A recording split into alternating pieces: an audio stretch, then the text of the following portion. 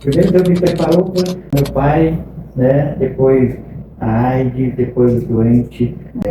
O fato de não ter sido pai biológico, aí Deus me deu uma filha. Aí Deus me deu uma filha especial, com paralisia cerebral. Em 2014, a minha esposa foi diagnosticada com o primeiro câncer no útero. Né? Olá pessoal, como vocês estão? Espero que estejam todos bem. Com muita alegria no coração, hoje nós iniciamos o nosso 7º podcast Âncora da Alma. Que alegria estar aqui, celebrando o nosso 7º encontro. Estamos trazendo pessoas notáveis, pessoas que vêm enriquecer com o conteúdo vivenciado, trazendo reflexão, superação, acolhimento e inspiração para a sua vida. E hoje nós temos a felicidade de ter aqui com a gente o nosso querido pastor Nicásio Moura, uma pessoa que tem um ministério maravilhoso, né, pastor? Ele faz grande diferença na vida de muitas pessoas. E hoje, com muita alegria, ele vai estar colocando aqui para nós como é o trabalho do capelão. Você já ouviu falar em capelania hospitalar? Se você nunca ouviu, hoje você vai ter a oportunidade de saber como funciona esse trabalho, do que se trata a capelania, como é feito, como é realizado tudo isso dentro dos hospitais, até mesmo dentro de outros ambientes, né? E é um trabalho que está muito próximo ao luto, momentos delicados da vida, mas tudo isso a gente vai mergulhar, vai aprofundar ao longo da nossa conversa. Então hoje nós temos como tema quando a dor encontra a fé e o que a capelania nos ensina sobre o luto. Esse é o nosso tema de hoje. Então, com muita alegria, eu gostaria de apresentar o pastor Nicásio Moura. Pastor, conta um pouco pra gente, né? Como é que tudo isso começou? Quem é? Quem é o pastor Nicásio? Quem é o Nicásio? Conta um pouco para que as pessoas conheçam você, pastor. Eu sou Nicásio, né? Eu venho de uma cidadezinha pequena, mas eu tive um pai muito doente. Meu pai era muito doente. Então, o meu ambiente era um ambiente de cuidados. Meu pai, ora estava no médico, ora estava internado, ora estava em cirurgia. Então, a minha infância, adolescência foi vivenciando essas questões, né? Mal sabia eu que Deus estava me preparando, né?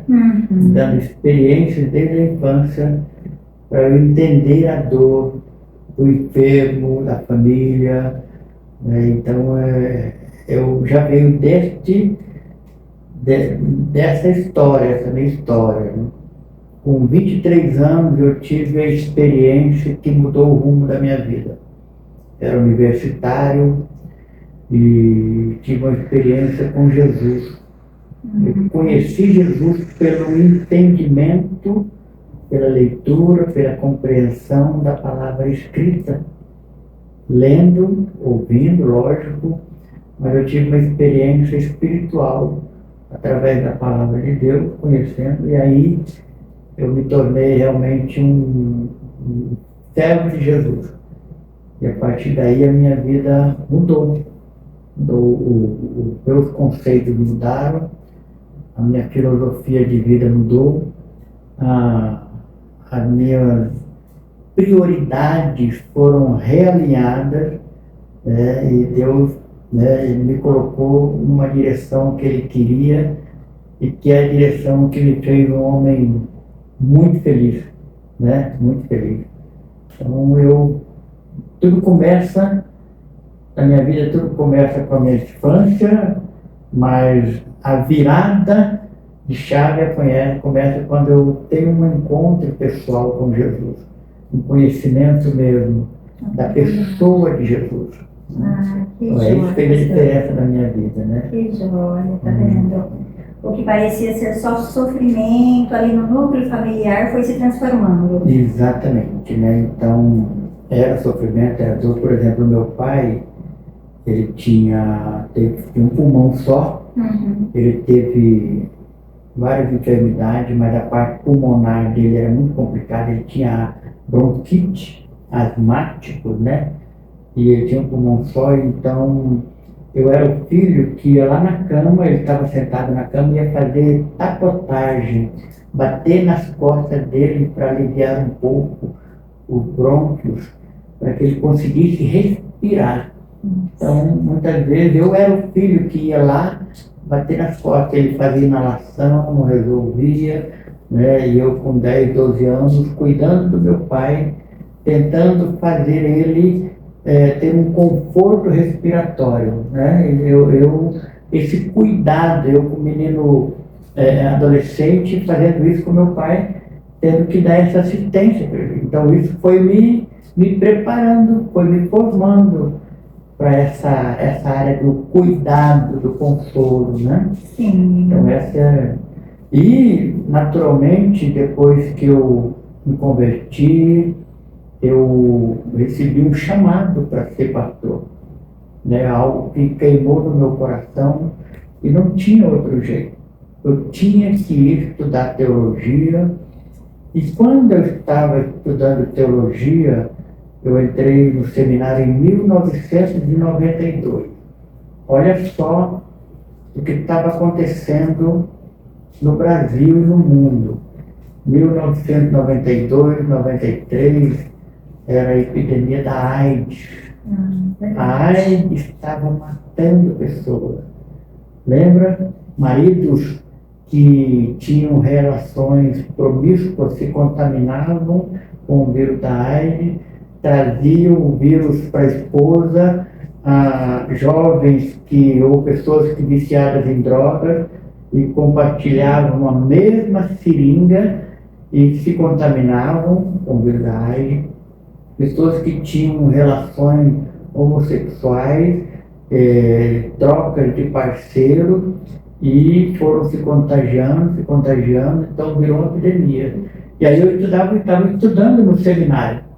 E nós tínhamos, a minha faculdade tinha um convênio com o Hospital Universitário de Londrina, e os alunos iam fazer o estágio da capelania, a disciplina da capelania.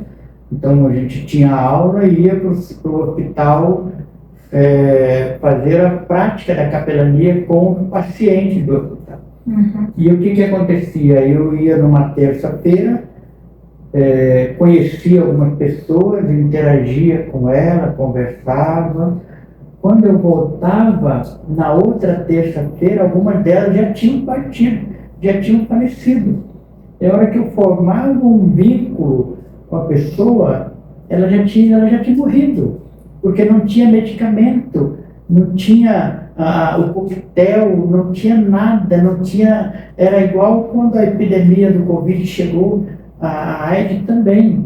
As pessoas simplesmente iam para os hospitais e não voltavam mais, né? E aquilo me impactou muito. Aquilo me causou. Eu chegava em casa, minha esposa me via, eu estava cabisbaixo, triste. Eu conheci uma pessoa, quando eu ia para o segundo encontro com ela, ela já tinha falecido. E lógico, todo mundo foi afetado, né, naquela época com essa morte. Celebridades, atores, pessoas famosas, né, que morreram da AIDS. E famílias ficaram muito destruturadas, chocadas, né? Então eu comecei a perceber ali algo que eu precisava fazer para ajudar essas pessoas. Então o foco do meu ministério pastoral começou a se desenhar com a epidemia da AIDS, porque coincidiu com a minha formação pastoral. E aquilo, eu estava vivenciando isso para mim, que vinha de uma infância de cuidado com meu pai, que era doente. Aquilo, fui me identificando com esse sofrimento, e aí eu fui entendendo que Deus já estava me preparando desde a infância para ser alguém que ia servir a Deus nessa área, servir a Ele nessa área, né? Então é algo muito forte para mim. Eu estou completando agora Esse ano, 37 anos que eu sirvo a Deus de tempo integral, né?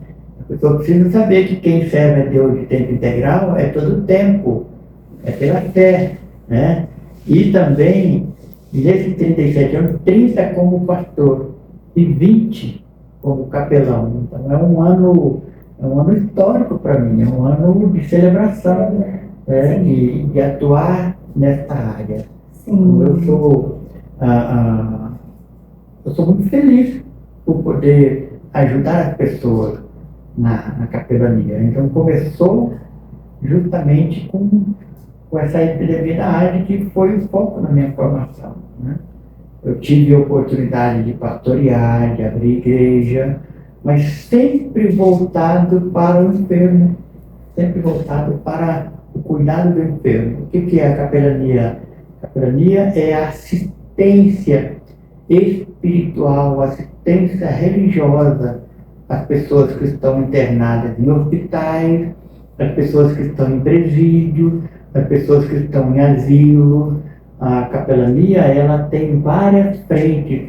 Tem a capelania militar, a capelania educacional, a capelania de misericórdia. Eu tive a oportunidade de ir para o Rio Grande do Sul na época das enchentes, servir lá. Agora, no mês de maio, eu vou para o Amazonas, fazer capelania entre os ribeirinhos, que é um trabalho de assistência também. Eu estou totalmente envolvido com isso, né? Em tempo integral. Em tempo integral. Né? Que coisa interessante, pastor. Então começou como se fosse um estágio, ali durante o curso, né, universitário. Estágio, exatamente. Um estágio, mas você se identificou muito. Muito, né? E nisso você optou por esse chamado de capelão. Exatamente, né? Uhum. E é uma coisa que você não tem como fugir. Quando é uma coisa que está queimando no seu coração, naturalmente as coisas já vão te levando para essa área, né? É uma missão, né, pastor? Uma missão. Eu entendo que é uma missão. Você sente que veio para esse mundo para fazer isso? Eu entendo. Deus te colocou aqui né?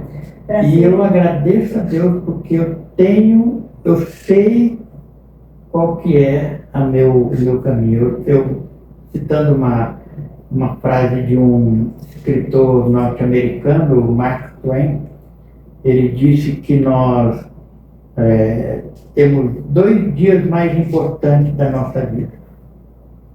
Qual que é o primeiro dia? O primeiro dia mais importante é o dia que a gente nasce, né?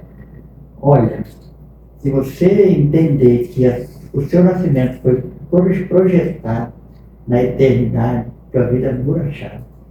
Se você entender que você venceu milhões de espermatozoides, né, numa luta incansável para você chegar lá e você ser fecundado, né, então você é um dia importante, porque eu venci vários espermatozoides lutando milhões e eu fui o gerado, né? Agora, deixa eu só mencionar uma coisa que eu falo muito para as pessoas.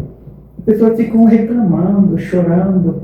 A minha infância foi isso, a minha mãe não me quis, o meu pai me abandonou. Eu não... Gente, você nasceu, eu nasci, né?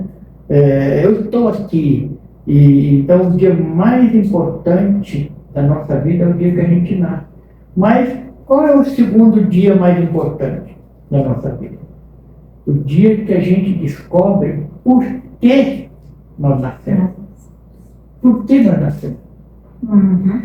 Eu descobri que eu nasci para cuidar das pessoas do seu sofrimento. Eu nasci para exercer a compaixão. Agora, eu gosto usando uma linguagem de aula. Tem um cara que descobriu, que sabia por que ele nasceu, né? Jesus. Porque ele fala assim, porque eu desci do céu não para fazer a minha vontade, mas da vontade daquele que me enviou.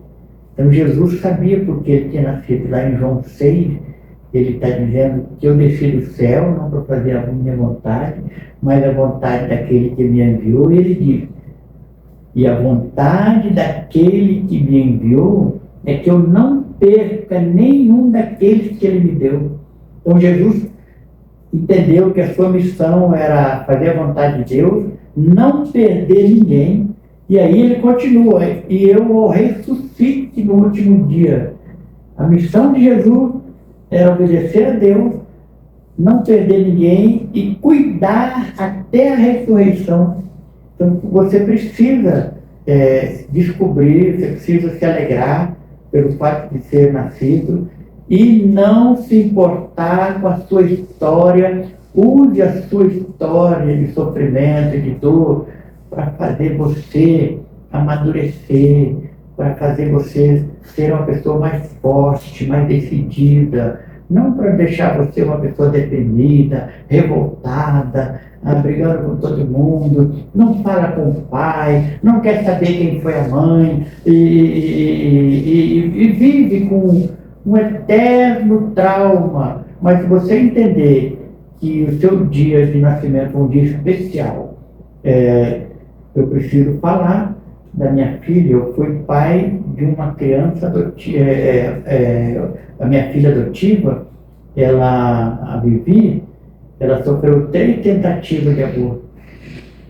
Ela não era para nascer segundo a vontade da sua progenitora. Segundo a vontade da sua progenitora, não era para nascer. Mas tinha uma vontade maior, que era a vontade de Deus, então ela nasceu. E ela sobreviveu a 3 tentativas. E ela ficou 115 dias na UTI neonatal, sozinha, sem receber uma visita, sem ninguém reivindicá-la. E ela venceu, e ela recebeu alta. E ninguém foi buscá-la. E ela foi para um abrigo. Então, e ela nasceu, sabe para quê? Para fazer um pai feliz. Porque Deus me levou para conhecer um casal que já estava casado há 9 anos. Estava preparado para adoção, não tinha conseguido engravidar. E de repente, nós tivemos a oportunidade de conhecer uma criança que estava no abrigo. Já tinha sido oferecida, ninguém quis. Eu agradeço tanto a Deus que ninguém quis a minha filha, porque era para mim. Era para você. Era minha, né? Sim. Ela nunca andou, ela nunca articulou palavras, ela precisava ser alimentada, ela precisava ser trocada a fralda, mas ela tinha um sorriso que conquistava qualquer coração. Então aí, por que a Vivi nasceu? Ela nasceu para fazer um pai e uma mãe feliz e muita gente feliz. A história da Vivi marcou muitas pessoas. Uma história de alguém que não era para nascer, que foi abandonado, que foi rejeitado. E agora Deus preparou um casal para que a cura da Vivi fosse na relação familiar. E ela era curada, porque quando ela chegou para mim, ela era brava, ela mordia, ela unhava, e com muito amor, com muito carinho, com muito jeitinho, ela se transformou numa menina doce, sorridente, que amava música, que amava passear, e que gostava de estar junto com as pessoas. Então a gente pode ver, né? Se sentiu acolhida, amada, né? Aí eu vou percebendo como Deus vai mostrando a direção que Ele tem para mim. Sim. Então eu sei, né? Porque eu nasci, eu sei qual o propósito de Deus na minha vida.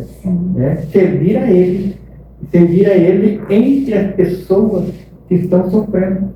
Então, o meu norte foi desenhado para a capelania. Porque uma outra pessoa, de repente, poderia ter se revoltado, né? Falar, eu nasci já no lar que exigiu muito de mim, que eu precisei já ser adulto muito cedo, né? Nessa questão da compaixão, do auxílio, né? Para seu pai. E depois, quem se tornou pai foi você. Como se fosse uma oportunidade, novamente, de se doar.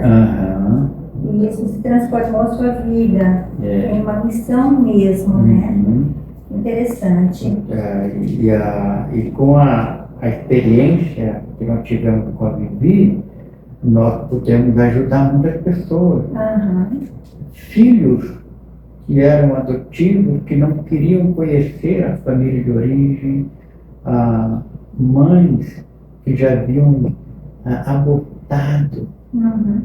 elas já haviam tido a experiência do aborto, estavam todas traumatizadas, machucadas.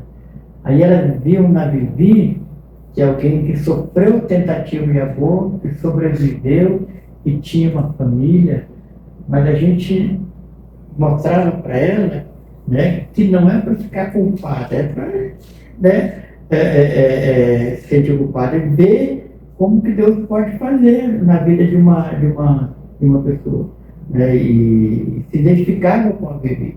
Ou pessoas que sofreram muito ao nascer, que foram abandonadas, né, e aí viram na Vivi uma menina que foi recebida numa família, então ela se identificava com essa história, né? Uhum. Muitos casais, né, tivemos a oportunidade de participar de vários encontros. Muitos casais que estavam em dúvida com a adoção se sentiram encorajados a adotar com a nossa história de adoção.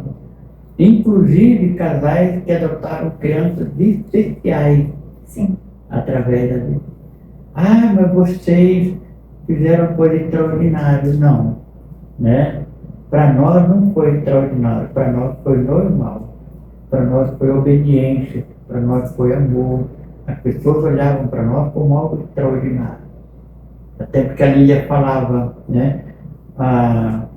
As pessoas olham para a Vivi como uma filha deficiente que nós temos. Não, eu olho para a Vivi como a minha filha, né? Então a gente procura usar e permitir usar a nossa história para ajudar as pessoas que estão sofrendo incompreensões, traumas, pessoas que às vezes carregam na sua trajetória de vida dores que não foram curadas, né? E Deus sempre mostra uma maneira linda e especial de tratar com a gente, né? Então essa é a nossa trajetória de vida, né? É porque, na verdade, são oportunidades, né? Uhum. É como se você tivesse entrado numa lei da atração, não é? Uhum. Essa nivelação que você começou a atrair esse tipo de pessoas para a sua vida, para que você fosse suporte, né? Para que você desse esse apoio. Então, essa condição de suporte foi muito forte e tem sido, né, pastor? Exatamente. E decisões. Uhum. Às vezes a gente precisa tomar decisões. A gente precisa sair daquela área de conforto. Não. Nós fizemos tratamento para engravidar e não veio. Então a Lília disse: chega, não vou mais fazer tratamento. Agora eu vou me preparar para a adoção. Uhum. Porque eu sei que meu filho não vem na minha barriga. Uhum. Aí quando nós nos preparamos para a adoção, ela foi o primeiro, ela estava preparada antes de mim. Quando ela falava comigo sobre a adoção, eu dava uma escapadinha, né? Eu fugia do assunto. Mas um dia estávamos lá em Florianópolis, nós estávamos morando lá, e ela me pegou chorando. E por que você está chorando? Eu estou com saudade das crianças. Era criança, meu sobrinho. Uhum. Quando eu não tinha filho, então quando eu queria criança, eu pegava o sobrinho. Sim. Levava para passear, para tomar vacina, para pescar. E de repente, não estava longe do sobrinho. Mas nós precisamos conversar. Um assunto sério. Nós vamos falar sobre adoção. Ela era muito direta, né? Uhum. E como você sabe, eu perdi a Lília em 2 meses que o Senhor levou ela, né? E olha, quero conversar sobre a adoção, porque se nós não formos adotar, eu vou estudar e a gente não fala mais sobre isso. A Lília falou. A Lília falou. E outro, não vem falar de adoção quando eu tiver 40, 50 anos, porque eu não me preparei para ser vó, não. me prepare para ser mãe. Falei, então tá bom, vamos conversar sobre adoção. Mas eu tenho duas coisas. Eu não vou escolher uma criança. É Deus que vai ter que escolher para mim. E se eu tiver que ter uma criança num abrigo que está sendo desejada por um casal, aquela eu não quero. Porque tem muita criança para ser adotada e tem criança para todo mundo que quer adotar. Então eu não adianta, não vamos disputar uma criança, né? Ela falou, então tá bom, Deus vai cuidar. E Deus começou a preparar o ambiente. Até que um dia nós nos vimos num abrigo, fazer uma visita, e a única criança que estava para adoção era a Vivi. A única criança que já havia sido rejeitada na adoção, porque ela tinha muitas complicações neurológicas, pulmonar. Aí Deus falou no meu coração, aquela menina é a sua filha. Eu falei, amém. Vai para casa, né? Que idade que ela tinha? Ela tinha 8 meses. 8 meses. Era 8 meses. Ela era prematura, né, de 28 semanas. Ela nasceu com 1,10 kg, né? E era uma guerreira. Sobreviveu, né? Depois a gente pode mostrar a foto dela daí no podcast, né? Com certeza. Mostrar a foto da Vivi ruiva, de olho azul, sorridente. Agora imagine, como que de mim ia sair uma ruiva de olho azul?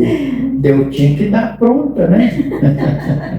Verdade, né, pastora? Linda, Vivi. Então isso é que a gente pode, a delícia de viver uma história que poderia ser uma história triste. Um casal que não tem filho. Acontece cada coisa. Às vezes o marido quer arriscar ter filho com outra.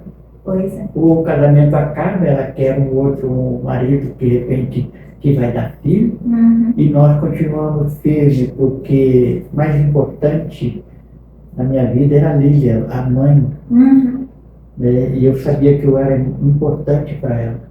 Tanto que eu brincava com a Vivi, né? Quando a Vivi estava querendo a prioridade para ela, eu falava, Vivi, você é minha filha, mas a mulher da minha vida é a tua mãe. Tá?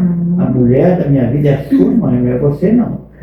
Aí a Lília perguntava, Vivi, quem é o amor da sua vida? Ela falava que era eu.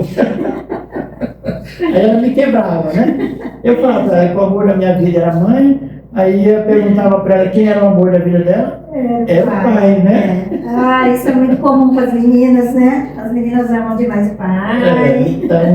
Mas precisa de pôr limite mesmo nisso, né? Mas nós podíamos ser um casal que talvez um casamento que não durasse.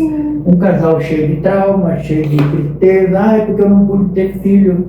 Mas tantas crianças sonhando com uma mãe, sonhando com um pai, sonhando com um lar. Eu falo que tem muito mais filhos precisando de pais do que pais precisando de filho, né? E olha, entrou no ambiente familiar, aquele amor, aquela convivência transforma, aquilo cura, aquilo faz tão bem, né? E uma família é formada, né? E as pessoas falam, mas eu quero do meu sangue. Mas que tipo de sangue é o teu? O teu sangue é azul, né? O teu DNA é exclusivo. Quem você pensa que é para achar que, né? Você sabe que Jesus foi adotado, né? Pois é. Você sabe que Jesus foi adotado. Sabe como Jesus entrou na linhagem de Davi? Que Maria era da descendência de Levi e José era da descendência de Davi, da descendência de Judá, né? E Jesus foi introduzido na linhagem de Judá por causa de José, do seu pai adotivo, né? Então Jesus era adotivo. E Deus é o Deus do órfão e da viúva. E aí nós vamos dizer, não, eu não vou adotar. Então, eu tenho essa história porque eu vivi e fui feliz e eu defendo essa bandeira, né, da adoção especiais, né? Eu só não adotei mais porque a Vivi precisava de muitos cuidados. E a Lília tinha problema muito sério de saúde. Então a gente não adotou mais. Mas eu sou pai que adotaria 2, 3 filhos tranquilamente, se fosse mais saudável, né? Sim. E é isso que a gente precisa entender. essas coisas da vida. Às vezes, a pessoa está lá sofrendo e ela precisa tomar uma decisão, ela precisa fazer uma escolha. Eu vou parar de querer que o meu problema seja resolvido imediatamente, sendo que eu não preciso fazer nada, não, eu preciso fazer alguma coisa. E eu vou em direção a isso, Deus vai direcionando o que você vai fazer. E às vezes a cura vem no ato, na tua escolha de fazer algo. O que é que Deus te manda fazer? O que é que você precisa fazer? Descubra, né? O que você veio fazer nessa terra. De repente, Deus quer que você seja um bom marido. E você está aí maltratando a sua esposa. Não, Deus chamou você para amar a sua esposa, né? E de repente você tem uma esposa maravilhosa e você não reconhece. De repente você tem um marido que é batalhador, um marido que é cuidadoso, e você está olhando para outro lado, não está olhando para ele, você não está procurando ser feliz. De repente você tem filhos, eu não tive, eu tive que adotar. E aí você está deprimido porque tem filhos. As pessoas não sabem, às vezes Deus dá tanto presente para nós e nós não sabemos como viver com isso, como brincar com esses presentes. A satisfação. Satisfação.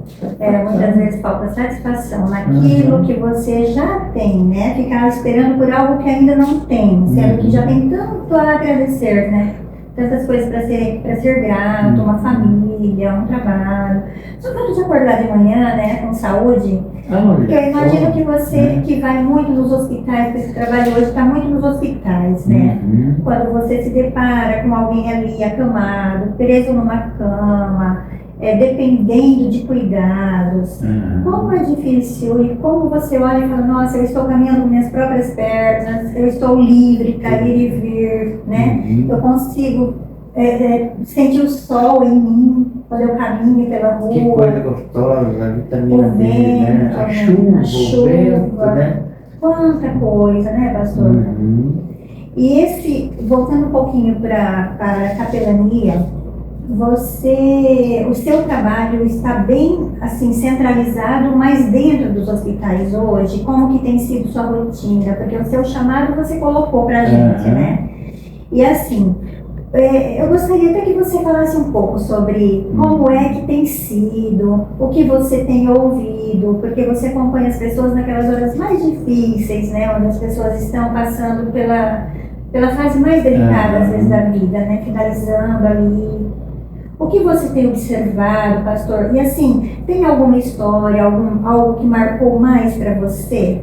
Olha, eu sou capelão em Maringá, do Hospital Paraná, já tem 15 anos. 15 anos. Capelão voluntário. Acompanhou muitas vidas. Sou capelão do Hospital São Marcos, já tem 10 anos. Nossa. E aí comecei recentemente um projeto no Hospital Universitário. Sou vice-presidente da NPR, Associação Norte Paranaense de Reabilitação, que é uma escola especial que atende 250 crianças com problemas motor, com paralisia cerebral e várias síndromes, todas elas ligadas à dificuldade da locomoção. A minha filha foi atendida, a minha filha faleceu em 2020, eu continuei como voluntário até hoje. Eu também trabalho com algumas empresas. Eu faço um trabalho de apoio humanitário, pastoral com os trabalhadores. Eu realizo reuniões de reflexões com o pessoal da área do mundo corporativo. Tenho um projeto de socorro e misericórdia. Eu sou uma referência lá em Maringá para cadeira de roda, cadeira de banho, muletas, né? Porque eu vou visitar um doente e eu percebo que ele está precisando, às vezes o SUS demora para sair, o posto de saúde ainda não conseguiu providenciar aquela cadeira de roda, aquela cadeira de banho que a pessoa está precisando, eu vou atrás. Aí você está precisando disso, aí eu vou acessar minha rede de apoio, Isso. os meus amigos, meus parceiros, e aí dali a pouco eu estou com a cadeira de roda no carro, vou levar naquela casa, aí a pessoa não precisa mais, manda para mim, eu guardo, distribuo, que é um trabalho da capelania de misericórdia que eu faço. Mas eu tenho muitas histórias da capelania, né? Recentemente eu tive uma experiência muito interessante na visita hospitalar, porque eu visito os pacientes no quarto, eu dou treinamento, eu tenho um curso de capelania que eu preparo pessoas para fazer a visita no hospital. Então eu tenho equipes também de voluntários que se revezam durante a semana para visitar esses hospitais. Mas eu também faço as visitas, porque no hospital eu não trabalho só com visita aos pacientes, eu trabalho com todo o pessoal administrativo, com o clínico, eu faço um trabalho pastoral para todo o hospital. Todos precisam, né? Todos precisam. Eu trabalho com profissionais de saúde, né, levando reflexões. Eu já fiz casamento, eu já fui visitar em casa, dar um apoio, mas eu lembro no trabalho do cuidado do paciente, eu recebi um pedido de uma pessoa, um amigo, no dia de Natal, né? No Natal de 2023 para 2024, e eu havia acabado de almoçar e aquela pessoa, olha, eu estou com uma amiga, ela é médica e ela está internada na UTI do hospital e ela teve um Covid e não sabe se foi Covid e aquilo evoluiu para um Guillain-Barré. E ela estava na UTI paralisada. E você não poderia ir lá fazer uma visita? E quando eu fui fazer aquela visita, no caminho, Deus colocou no meu coração algo que eu não era muito comum eu fazer. Eu queria que eu fosse 7 vezes naquela UTI e nessas 7 vezes eu lesse uma porção da palavra de Deus, uma passagem da palavra de Deus com ela. E eu falei, olha, eu vou vir aqui 7 vezes orar com você e 7 vezes nós vamos ler a palavra de Deus. E ela estava paralisada, ela conseguia falar, mas ela não conseguia segurar nem o celular na mão, porque ela ficou muito debilitada. E o médico dela disse, olha, você vai demorar uns 6 meses para se recuperar, talvez você pode ficar com sequela e não volte nem a dirigir. E ela era professora, ela é professora universitária, professora do curso de medicina, uma médica, e a carreira dela ia ser, né, terminada ali. Então Deus mostrou para mim que eu devia orar com ela. Aí eu fui no primeiro dia, eu fui no segundo, no terceiro dia, que era segunda, domingo, segunda, terça. Na quarta-feira, ela foi para o quarto, ela saiu da UTI e foi para o quarto. E eu continuei visitando. No quarto dia, na quarta, na quinta, né? Quando foi, continuei indo lá, tendo uma oração, lendo um trecho da palavra de Deus, encorajando ela e animando ela, e os médicos tratando, e o remédio. No 7º dia, ela ligou para mim e falou, pastor, vem aqui, que eu não quero a oração, eu quero que você leia a Bíblia comigo, porque eu estou de alta. Eu não quero ir para casa antes de você passar aqui, né? Então eu tive que correr para o hospital para fazer a última oração da sétima, né? Tinha que fazer a última leitura bíblica com ela, de 7 dias, e ela foi para casa, e ela voltou da aula, e ela dirige, e ela foi curada, né? Não é comum isso acontecer. Tem gente que ora e não é curada. Tem gente que ora porque às vezes o plano de Deus para aquela vida não era aquele. Eu estava pensando o que nós pensamos, mas é o plano de Deus. Então são experiências que a gente tem. Pessoas que eu não conheço, nunca vi na vida. E aí eu tenho oportunidade, aquela pessoa que estava no hospital, e ela entendeu que ela lutou, ela correu, ela aprontou na vida e agora ela estava numa cama do hospital. Sabe o que ela precisava fazer? Acertar as contas.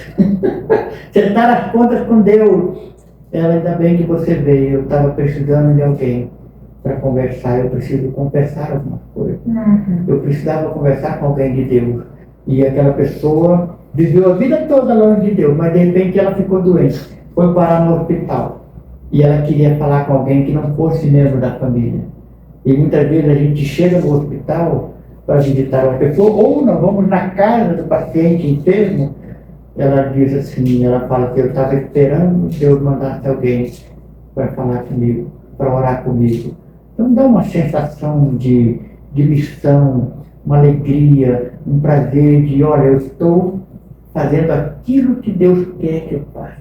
Eu estou absolutamente realizado naquilo que Deus mandou fazer e que me torna feliz. E ver uma pessoa ser atendida. Porque o combustível, vamos dizer assim, o que nos impulsiona a fazer isso é a compaixão. Porque o maior exemplo de compaixão que nós temos é o de nosso Senhor. É de Jesus. A Bíblia fala, mostra que Jesus passava muito tempo em oração. Mas ele gastava muito tempo cuidando das pessoas. Procurando, alimentando, ensinando, ou perdoando. Ele estava ali. Então, o nosso modelo, o nosso exemplo maior não sou eu. É o meu mestre, é Jesus. Então, o trabalho que eu realizo é um trabalho porque ele me amou primeiro. Então, eu não tenho como agradecer o amor que eu recebi de Jesus, né? Então eu faço isso pelas pessoas. Sim. Sabe por quê? Porque Jesus disse, todas as vezes que fizeste a um desses meus pequeninos irmãos, a mim eu fizer. Então eu quero fazer para Jesus. Então quando eu cuido de alguém, eu estou cuidando de Jesus. Né? Não sei se você viu uma frase de Madre Teresa de Calcutá. Ela cuidava dos pobres, dos miseráveis, né? Principalmente da classe dos Dalits, né? Lá na Índia, os Dalits, o trabalho deles, por exemplo, lá em Calcutá, quando tinham funerais, os funerais eram fogueiras em barcos dentro do rio, eles incineravam o corpo e as pessoas precisavam de carvão, de lenha, e precisavam recolher aquelas cinzas, aquelas coisas, e quem fazia isso era o Dalit. E a Madre Teresa, alguém falou, mas você é uma mulher importante na sua ordem, né? O Papa te respeita, o Papa te admira, você poderia estar lá no Vaticano, você poderia estar lá no teu escritório. E sabe o que ela falou? Ela disse assim, todo dia eu medito sobre Jesus. Eu saio por aí a procurá-lo. Era Jesus que ela estava servindo, né? Era Jesus que ela estava, né? Então é isso que a gente faz. Sim. Toda vez que a gente faz... É quem mais precisa, na verdade, né? Porque quem já tem um suporte não está necessitando de auxílio nesse momento, né? Nossa, que interessante, pastor. Mas eu descobri uma coisa, viu? Todos precisam. Todos. Um de um jeito, o outro de outro. Às vezes a pessoa está num castelo. Isso é verdade. Ela está tão carente, está tão deprimida, está sem motivação. Então todos precisam. Não tem filho, mas tem alguns socialmente que são mais vulneráveis. Sim. Ou que estão num momento psicologicamente enfraquecido por causa da doença. Eles precisam muito. Sim. E olha, eu visito o hospital do SUS, como tal mais, né, que atende pessoas de baixa renda. E eu atendo hospital de pessoas que têm plano de saúde caro ou que paguem dinheiro no tratamento. Gente de bom poder aquisitivo. Mas sabe o que eu descobri? lá na cama do hospital, lá no leito, eles estão iguaizinhos. Uhum. São iguaizinhos, eles se deparam com a finitude, com a impossibilidade, com a doença. E quando se depara com a doença, a fragilidade humana, ela se manifesta, ela se mostra em qualquer nível social. É verdade. Não Somos tem- todos humanos, né, Somos pastor? seres humanos, Não né? tem como, né? Não Chega tem nesse como. ponto, todos são iguais. Então a gente vai colecionando essas experiências Sim, no serviço, sim. no se doando, né? Porque não é fácil. Um dos ambientes mais pesados é o ambiente hospitalar, porque é cheiro de remédio, né? Uhum. É gente triste, é uma luta ali entre a vida e a morte. Uhum. É um lugar onde a luta entre a vida É e a a morte. finitude da vida. Você Finitude se da vida. depara mesmo ali com a... Cirurgias sérias, diagnóstico, É. prognóstico, coisa assim, triste. Então ninguém quer. As pessoas querem ir para festa, Sim. as pessoas querem ir para lugares aprazíveis, e nem todo mundo quer ir para o hospital. Eu tenho uma estatística que me entristece, eu quero até revelar ela aqui. Eu já dei o curso de capelania para perto de 3.000 pessoas. Eu já ministrei esse curso no Maranhão, já ministrei em São Paulo, já ministrei em Foz do Iguaçu, já ministrei em Florianópolis. Eu já tive a oportunidade de... E muitas pessoas, elas são impactadas com o curso. Mas entre o impacto e a prática, eu quero aumentar, né? Eu oro a Deus para que eu possa aumentar a quantidade de pessoas que fazem, que recebem um chamado para desenvolver a compaixão, que aumente mais esse número de pessoas. Porque tem gente que é impactado, que se depara com a realidade, sente o chamado, mas deixa esfriar e acaba não obedecendo. Né? Então, mas eu tenho um bom grupo, eu tenho uma turminha especial que está comigo nessa batalha. Né? Nesse lugar que não tem holofote, nesse lugar que não tem tapinha nas costas, nesse lugar que às vezes as pessoas vão no sábado à tarde, sábado 2 horas. Sábado 2 horas dá uma vontade de dormir, dá um sono. Sábado 2 horas é um horário de descanso. Todo mundo diz, gente, não, eu troco meu descanso para levar alegria para quem está se sentindo sozinho lá numa cama de hospital. E como é necessário, né? E necessário. Meu Deus, minha mãe esteve internada no ano passado. Como traz um alento, como traz um alívio quando chega, né? Aqueles hinos, os louvores, aquela leveza espiritual. Então isso muda tudo. Aquele ambiente pesado, triste que estava acontecendo ali, acalma, tudo fica mais leve. Inclusive os próprios funcionários do hospital, né? Todos os colaboradores que estão ali são impactados, né? Porque aquilo ecoa pelos corredores. Né? Isso é maravilhoso. Agora na Páscoa nós levei na sexta, levei um grupo, no HU, levei outro grupo para mais 2 hospitais no sábado, e é marcante, né? Porque, repetindo, né? É um lugar onde as pessoas se deparam com a fragilidade da vida. É verdade. Sabe qual é o sentimento que mais permeia as pessoas que estão doentes nos hospitais? Solidão. Solidão. A solidão. Por quê? Porque às vezes nem todo mundo pode ter um acompanhante, né? Às vezes não tem lugar, às vezes o paciente está numa maca, no corredor, e ninguém pode ter condições de ficar junto. Na hora que está mais doendo, ele se sente mais sozinho ainda. Mais sozinho. Então nós levamos, né, essa palavra de Deus, essa esperança para dizer que ele não está sozinho. Isso. Mesmo que ele não perceba, mas Deus está comigo. Né? É verdade. Lembrando isso, né? Interessante. Não, Deus está comigo. E pastor, quando você fala que independente da classe social, independente do tipo de plano ou mesmo particular que são atendidos, né? A dor é a mesma, porque todos são humanos. E assim, você que está sempre muito próximo a essa dor, nesses momentos de mais dificuldade, ali da finitude da vida, o que você mais ouve? O que eles mais, assim, clamam nesse momento? O que remete? Arrependimento. Arrependimento.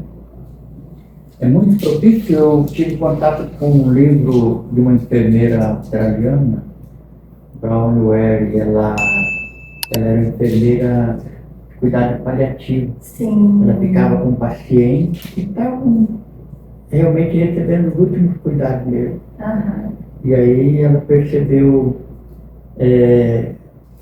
uma lista de arrependimento das pessoas no final da vida ou quando estava doente, né?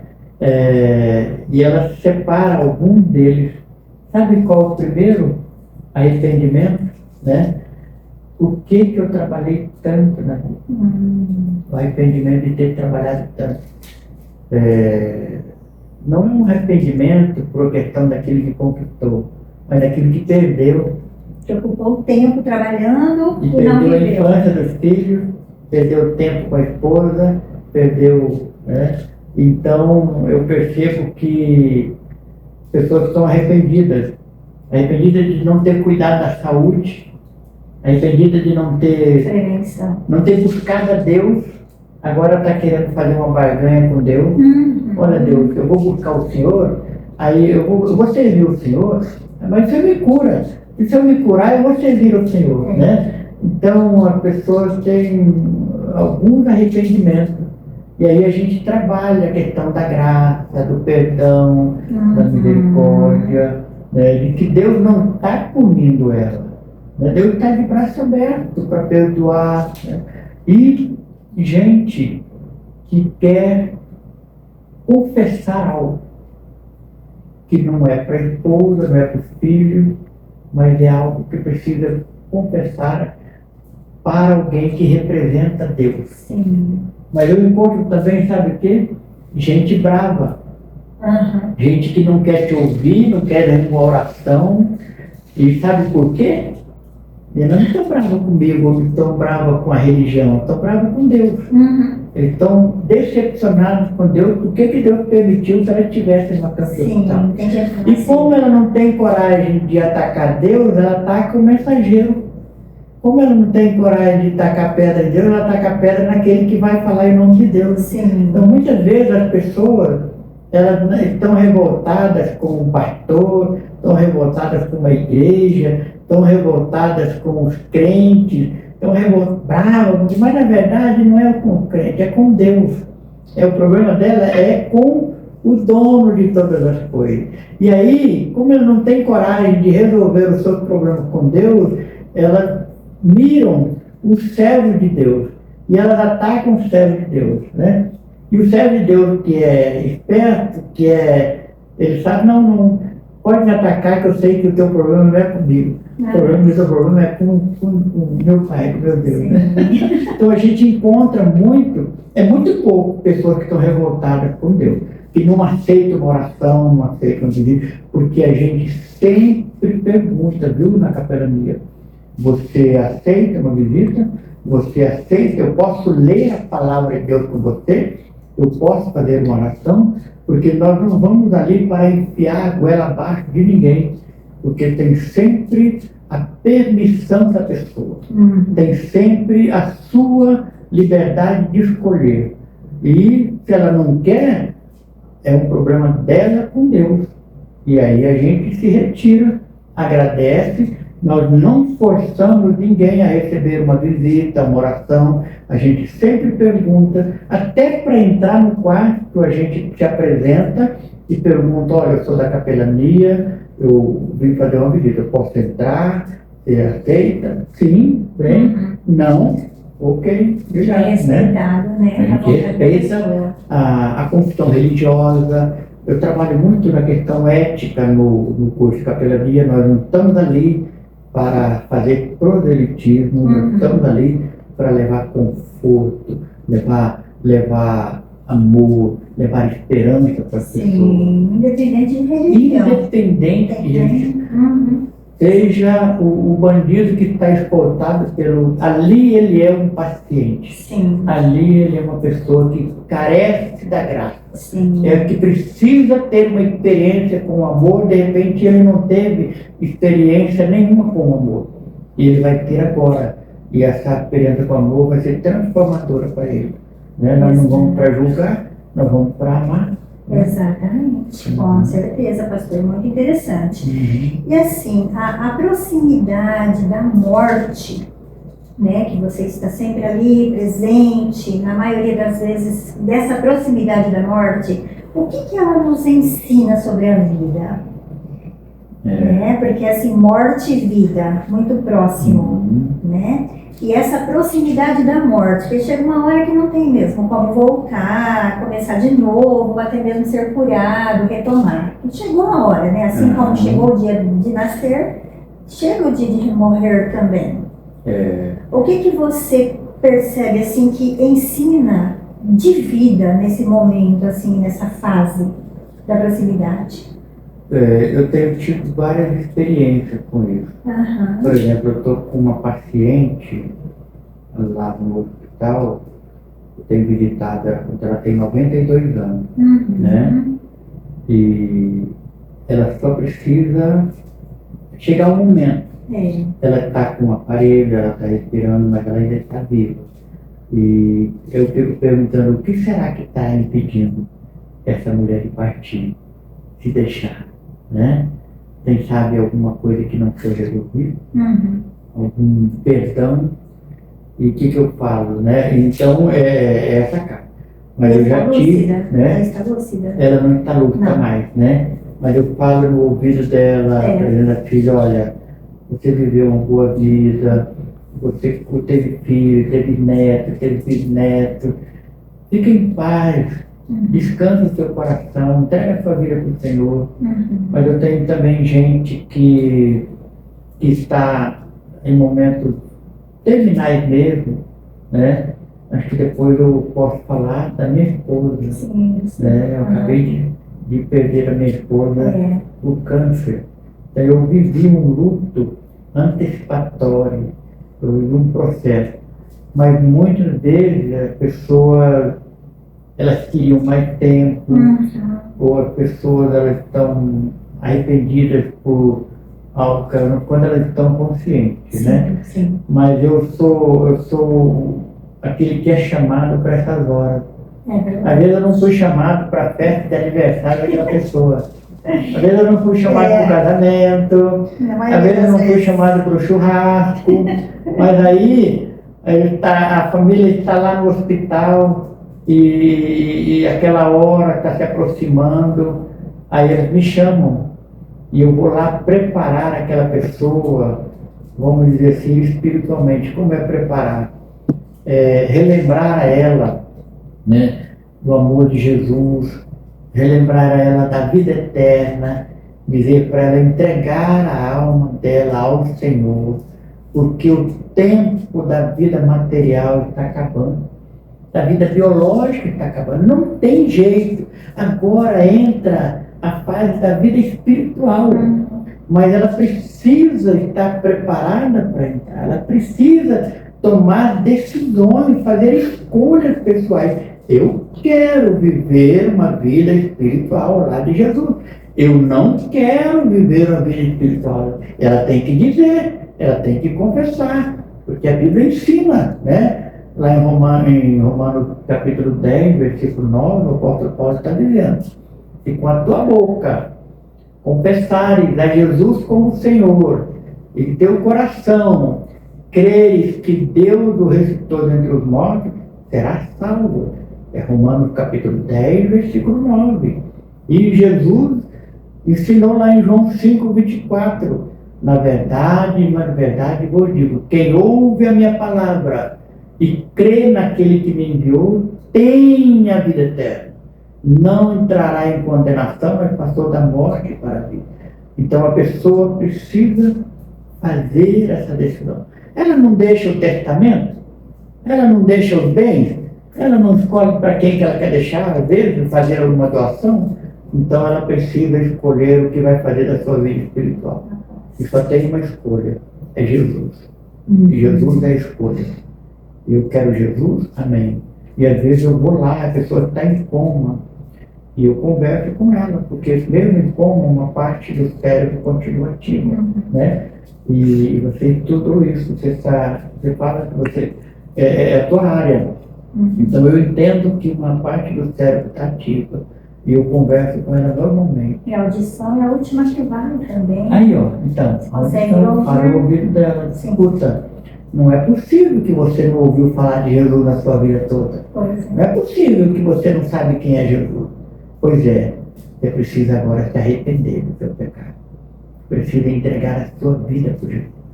E dizer, Jesus, eu creio que tu morreu e ressuscitou dentre os mortos. E és o meu Salvador. Eu te recebo como meu Salvador. Escreve meu nome no livro da vida. Eu vou, às vezes eu peço para a pessoa, você confirma isso, está me ouvindo? Você aperta a minha mão, você consegue, às vezes sim, às vezes não. Mas já teve vezes da pessoa. Né? Então, uma vez eu fui visitar uma pessoa que foi baleada. E essa época eu fui chamada, era dia 1º de janeiro, virada do ano. Então eu sou chamado para essas épocas, né? E virada do ano, foi baleado. E a namorada estava desesperada e ele estava em coma. E eu tive essa conversa com ele, a última conversa. E eu fiz, antes da oração, eu falei para ele, dele entregar a vida dele para Jesus. Eu não sei, porque ele faleceu no dia seguinte. Então eu não sei, só vou saber disso quando encontrar ele lá na glória, né? Encontrar lá no céu. Se ele ouviu isso e ele tomou essa decisão, né? Então a capelania trabalha isso, é um pastorado. É um pastorado entre os enfermos, entre os presos, é um pastorado entre os militares. O capelão que tem o capelão, que é pastor, e tem aqueles capelães que são pessoas leigos, né? Que fazem o trabalho também de acompanhamento, de visitação. O meu curso forma um capelão leigo. Agora, o capelão pastor mesmo, ele precisa de uma formação melhor. Sim. Precisa de uma formação teológica, porque lida com várias questões, né? Sim. Da vida humana, da Bíblia, né? Então, precisa de um preparo melhor, porque está lidando com o sofrimento humano. Sim. E a gente precisa ter muito cuidado com o sofrimento humano, principalmente como pastor, às vezes, e fazer uma oração e prometer a cura, ou fazer a pessoa barganhar com Deus. Não, é tudo pela graça de Deus, e a vontade de Deus ela é soberana. A gente, quando ora, a gente ora pedindo uma cura, um milagre, mas é conforme a vontade de Deus. E é assim que Jesus ensinou através da oração do Pai Nosso, né? Seja feita a vossa vontade. Seja feita a vossa vontade. Na terra como no céu. Então, quem somos nós para dizer isso aqui? Não, é a vontade do Senhor. O próprio Jesus, né? Lá no Getsemane, que ele foi orar, Senhor, se possível, tira de mim esse cálice, mas que faça a tua vontade. E eu mencionei agora há pouco, porque eu obedeci do céu, não para fazer minha vontade, mas a vontade daquele que me enviou. Até mesmo ele, né? Imagina nós. Imagina nós. É verdade. E assim, pastor, existe algo que você já está colocando, que não tem como forçar nada, a pessoa é livre, né? Você só vai lembrá-la de algumas coisas, expor aquilo que talvez esteja meio esquecido aí, né? Naquele momento, de muita dor. Mas existe alguma palavra certa naquele momento, assim, que você fala, essa não pode faltar, isso aqui eu preciso falar, não pode escapar? A palavra perdão. Perdão é muito importante. Não só o perdão de Deus para ela, mas o perdão nos seus relacionamentos. Né? Às vezes tem pessoas que a morte é prolongada ao tempo. Às vezes a pessoa está pronta para morrer, mas ela não se entrega, porque às vezes ela está esperando alguém para que venha fazer um conserto. Às vezes não é nem para pedir perdão, mas para que aquela pessoa esteja presente ali, porque se ela está presente, um abraço pode ser o perdão, e um beijo pode ser o perdão, né? E quantos relacionamentos estão rompidos, pai e filho, né? Filhos que... E aí, sabe o que acontece? Não vem pedir perdão, que quando morre, sai de lá do fim do mundo, uma maior loucura, e quer vir aqui, e quer comprar uma tonelada de flores, e quer chorar, e quer se derramar diante daquele funeral, diante daquele corpo, né? E ela poderia ter vindo antes e dizer assim: eu te amo, me perdoe, está tudo certo, você não tem nada para resolver. Às vezes muitas pessoas ficam lutando, o corpo já está desfalecido, e às vezes a pessoa não parte porque falta perdão. Está presa Está presa. Tanto perdoar alguém, quanto, né, receber o perdão de alguém. Então a palavra perdão é muito forte, porque está ligado com as nossas relações. E quando é relações familiares é mais forte. É mais forte. Talvez um casamento que terminou e não houve um perdão. Talvez um filho que teve um problema com o pai e não houve perdão. Sim. Quando eu recebi a Jesus, sabe, foi a primeira coisa que Deus colocou no meu coração. Volta para tua casa e pede perdão para teu pai. Eu saí meio de cara virada com meu pai. A primeira coisa que Deus mostrou para mim e falou diretamente no meu coração: vai lá na tua casa e conversa com teu pai. Então, o meu primeiro ato, né, como cristão, foi lá pedir perdão para meu pai. Aí meu pai também pediu perdão para mim. Então a gente, então perdão nessas horas, às vezes uma cura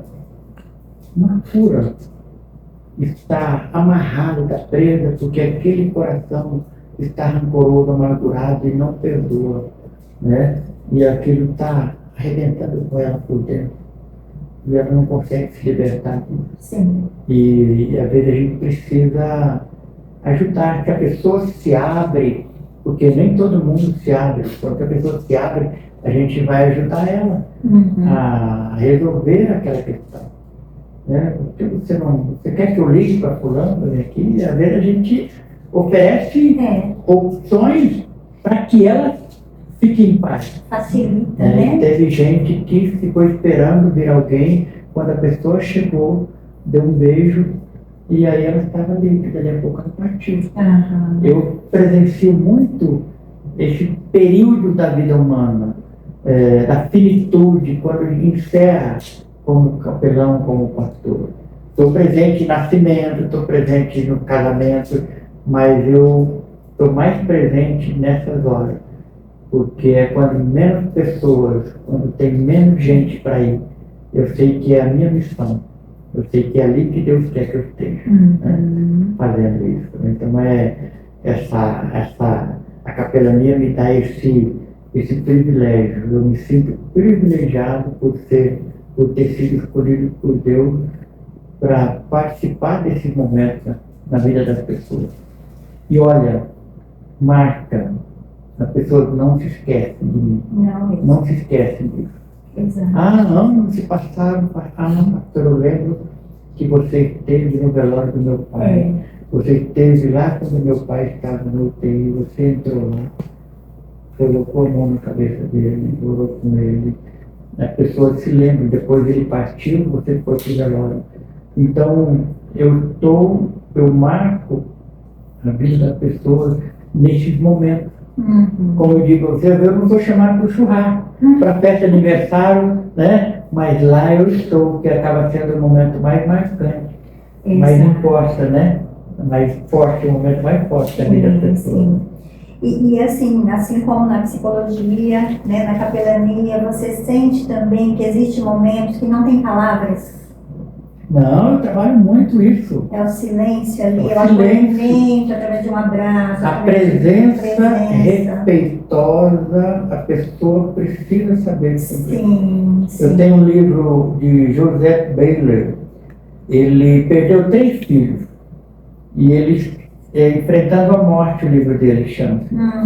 E ele conta que quando ele estava velando um dos filhos, veio uma pessoa, sentou ao lado dele, falou, pregou, falou sobre a esperança da vida eterna, ficou ali falando.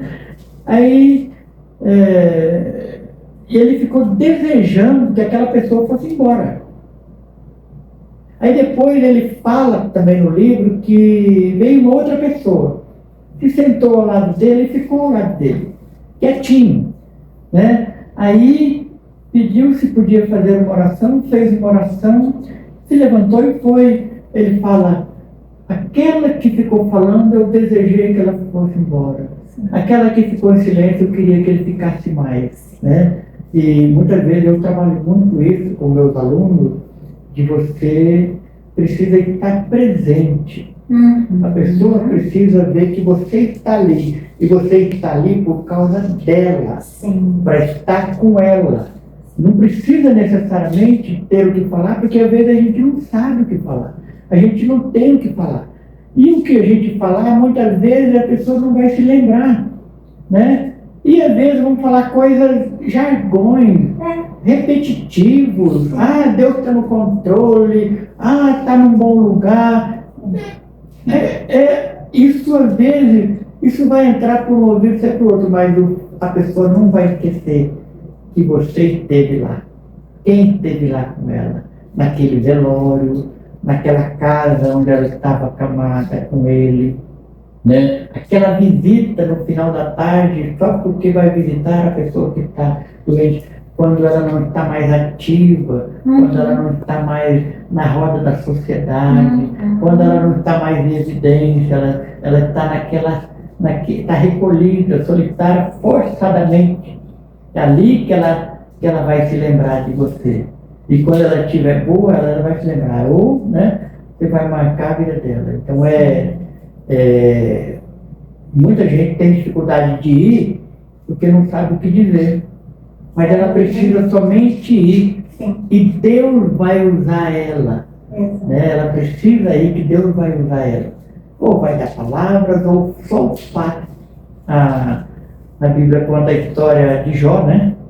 Que quando Jó perdeu todos os seus bens, depois ele perdeu o seu filho, depois ele ficou doente, depois ele ficou cheio de chagas. A Bíblia fala que os 3 amigos foram visitar ele. Eles ficaram 7 dias ao lado de Jó, em silêncio. Aí o problema depois que eles começaram a falar. Depois eles começaram, mas Jó, se você não sabe por que Deus está fazendo, o que você fez, Jó? O que você aprontou para você passar por isso? Eles ficaram tentando achar alguma culpa em Jó e dizer por que Jó estava sofrendo, né? E aí a Bíblia mostra que eles estavam errados naquilo. Tanto que no processo de restauração de Jó, Deus mandou Jó orar por ele.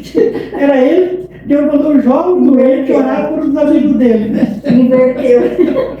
Ai, meu Deus. Enquanto estava em silêncio, estava tudo bem, né? Enquanto estava em silêncio, estava tudo bem. Né? Era a companhia. Era a companhia, presença. Que gostoso ter alguém com a gente. Né? Que gostoso, exatamente. Então, e a gente, às vezes, irrita a pessoa tentando convencer a gente de alguma coisa naquele momento de dor. Você não vai convencer. Não é o momento, né? E nem dessa forma. Você não está em condições de ouvir, você não está concentrado naquela conversa. Você quer forçar aquela pessoa a não chorar. Não precisa. Esteja presente. Vá ver se precisa fazer alguma coisa. Às vezes tem um telefonema para dar, para avisar alguém, ir atrás de um documento, de repente buscar um café, um pão para aquele momento, servir ali, Sim. transportar alguém, buscar alguém, levar alguém, servir aquelas pessoas. Olha, tem algo que eu posso fazer por você? Pode contar comigo, eu vou ficar aqui. Se você precisar de mim, me chama. Né? Pronto.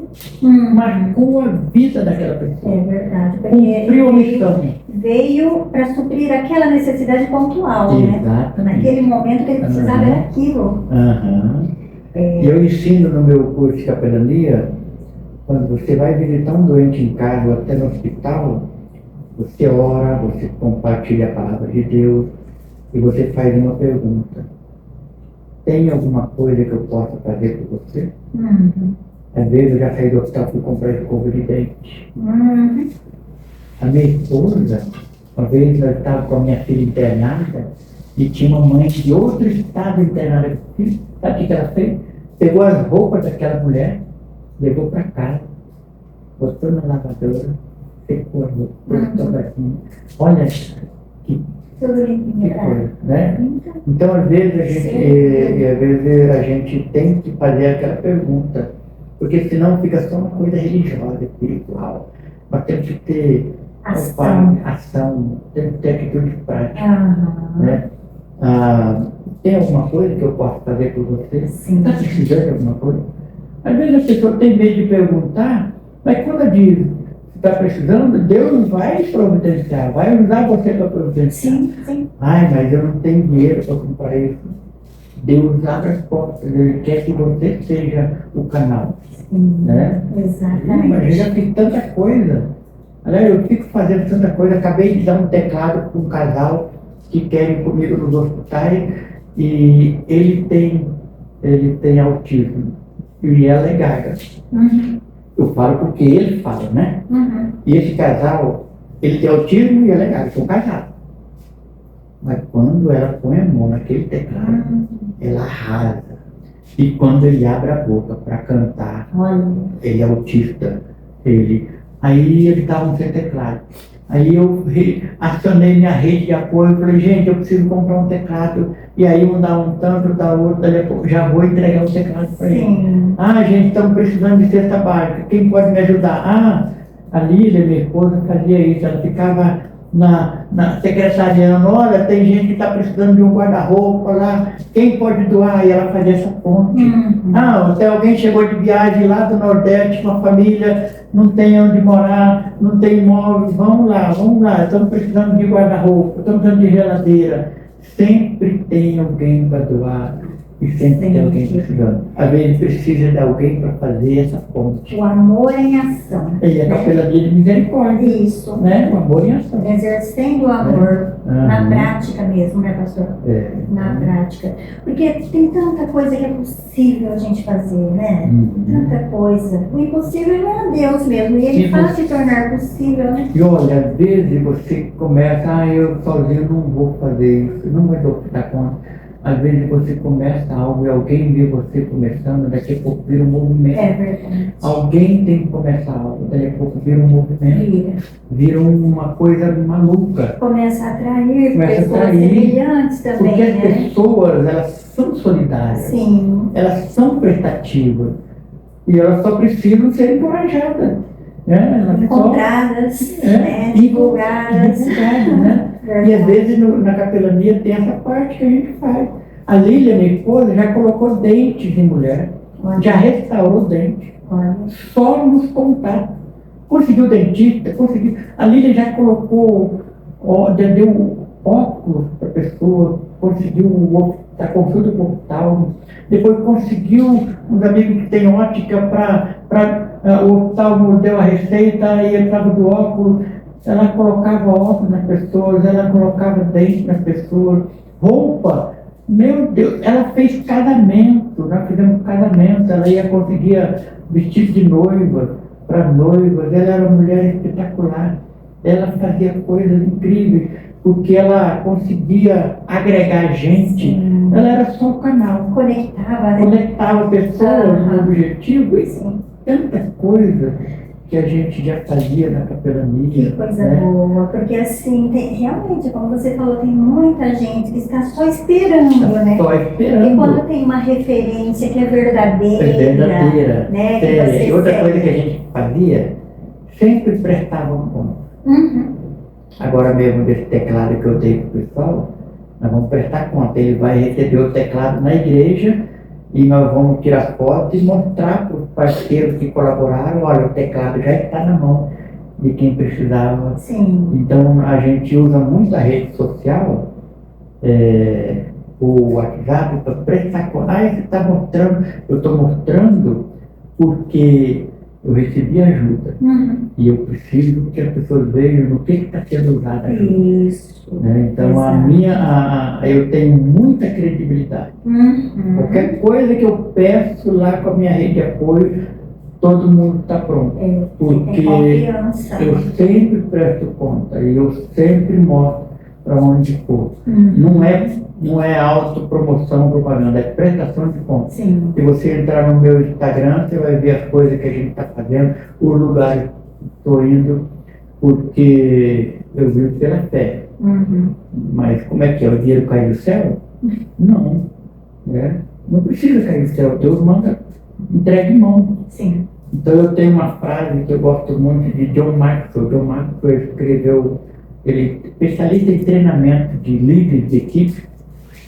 Ele diz assim, descubra alguma coisa que você goste tanto de fazer. Se possível, se preciso for, você faz até de graça. Você gosta tanto de fazer que você faz de graça. Depois você se aperfeiçoe tanto em fazer aquilo que as pessoas terão prazer em te pagar para fazer aquilo. Então você está fazendo algo que você gosta, que você ama, se precisa, faz de graça, e aí as pessoas terão prazer em te remunerar por aquilo que você faz com tanto amor, com tanta dedicação. As pessoas não vão te remunerar forçadamente, elas vão te remunerar por gratidão por aquilo que você faz tão bem feito. Este é o meu ministério. Eu sou tão apaixonado pelo que eu faço que as pessoas têm alegria de se associar comigo naquilo que eu faço. Eu tenho sustento financeiro através de pessoas, de parceiros que têm prazer em me ajudar. Uhum. E tem prazer, eu tenho meu aluguel, meu plano de saúde, eu sou pastor, eu vivo pela fé. Eu tenho aluguel, meu plano de saúde, eu tenho combustível, eu tenho moradia, eu tenho tudo que eu preciso para me dedicar exclusivamente. Então eu sou um privilegiado. Eu posso me dedicar exclusivamente ao ministério e tem pessoas que têm prazer em me ajudar para fazer isso. Porque eu descobri algo que eu sou feliz. Isso. Aliás, eu faço tudo de graça. Eu não cobro nada. Tudo que eu faço é de graça. Eu sou capelão dos hospitais de graça. Eu tenho meus projetos de graça. Eu não vendo nada. Às vezes alguém quer vender, pastor, eu tenho um fogão para vender. Eu falei, não, eu não compro nada. Você me dá o fogão porque eu tenho gente que está precisando. E vai gratuitamente também. Pastor, eu estou vendendo minha bicicleta. Aí, meu filho, você ofereceu para a pessoa errada. Bicicleta eu quero ganhar porque eu tenho gente que está indo trabalhar a pé, está precisando de uma bicicleta. Você quer me dar? Eu tenho quem precisa, né?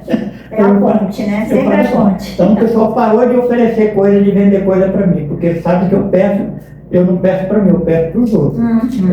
Para sempre tem alguém precisando, né? Sempre tem, né? Sempre tem. E sempre tem algo sobrando. Sempre. Tem muita despensa cheia de entulho, tem garagem cheia de coisas aí que as pessoas não estão usando e outros estão precisando. Tem que fazer isso girar. Sim. Né? O planeta está enchendo de entulhos, as pessoas usando pouca coisa e indo para o entulho e comprando mais, o consumismo aumentando, e nós precisamos fazer as coisas girar.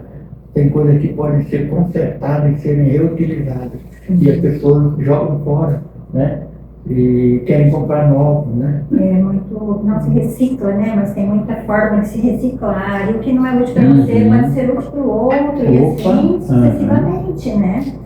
Isso nas emoções, isso no amparo, no suporte e até no material. Até no material. né? Então, ele junta tudo, né, pastor? Porque tudo é necessário. Aham. O tempo de qualidade, né, que é dedicado. Que é a coisa mais preciosa. Né? Pois é, porque passa, né? Passa muito rápido. Então, assim, é isso que você vem vendo lá, né? Naquele momento, às vezes, não tem mais muito tempo. Não tem mais como correr atrás do tempo, voltar nada. Tem, às vezes, muitos pais que estão arrependidos. Uma história que me marcou recentemente foi a história do Zagallo.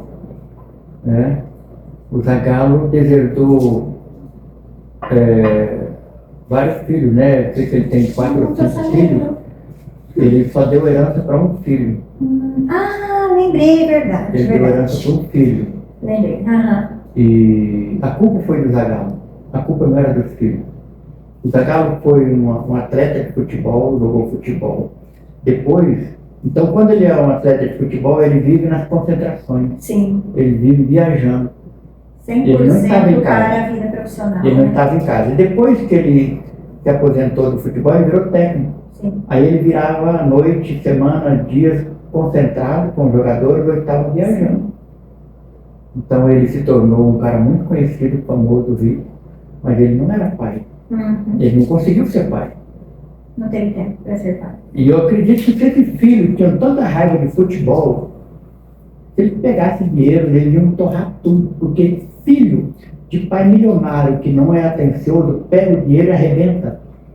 É como se fosse uma vingança, né? O pai dá um Porsche para o filho, e o filho arrebenta o Porsche no poste e vai preso. Por quê? Porque ele deu material, ele não foi presente, ele não foi referência na vida.